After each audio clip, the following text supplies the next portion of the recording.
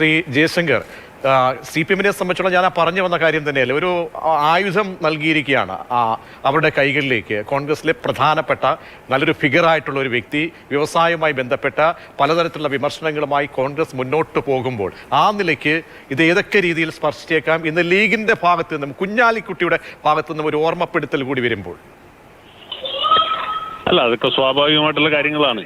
ശശി തരൂരിനെ സംബന്ധിച്ചുള്ള അദ്ദേഹം അങ്ങനെ KS-ൽ കൂടി യൂത്ത് കോൺഗ്രസിൽ കൂടി നല്ല INDC-ൽ കൂടി ഉയർന്നു വന്നൊരു നേതാവല്ല. അതും രാജ്യത്ത് ലോകത്ത് തന്നെ അറിയപ്പെടുന്ന ഒരു വലിയ ബുദ്ധിജീവിയാണ്, എഴുത്തുകാരനാണ്, ചിന്തകനാണ്, പ്രഭാഷകനാണ്, തിരുവനന്തപുരത്തുകാരുടെ ഭാഷ പറഞ്ഞ വിശ്വപൗരനാണ്.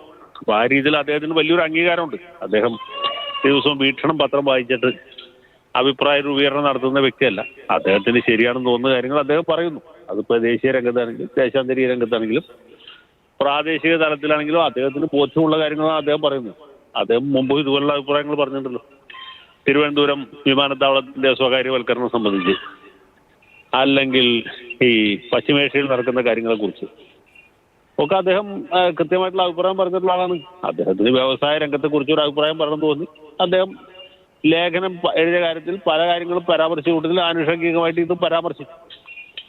അല്ല, ഇപ്പൊ നരേന്ദ്രമോദിയുടെ അമേരിക്കൻ സന്ദർശനത്തെ കുറിച്ച് അദ്ദേഹത്തിന് ശരിയാന്ന് തോന്നിയ കാര്യങ്ങൾ അദ്ദേഹം പറഞ്ഞു. കോൺഗ്രസ് പോലൊരു പ്രസ്ഥാനത്തിൽ നിന്നിട്ട് ഒരാൾക്ക് ഇതുപോലെ അഭിപ്രായ പ്രകടനം നടത്താൻ പറ്റില്ലെങ്കിൽ പിന്നെ എവിടെ പറയാത്? മാർക്സിസ്റ്റ് പാർട്ടി അല്ലല്ലോ, BJP-യും അല്ല, കോൺഗ്രസ് അല്ലേ.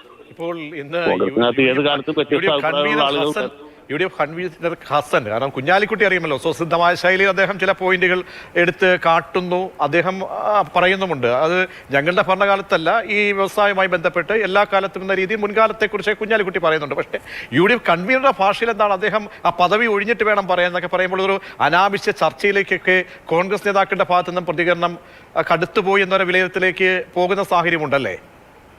തീർച്ചയായിട്ടും കോൺഗ്രസ് നേതാക്കൾ ഈ കാര്യത്തിൽ കുറച്ചുകൂടി സമീപനവും മിതത്വവും പാലിക്കേണ്ടതായിരുന്നു. കാരണം ഈ പറയുന്ന ആളുകളെയും ജനങ്ങൾക്കറിയാം, അതുപോലെ ശശി തരൂരിനെ ആളുകൾക്കറിയാം.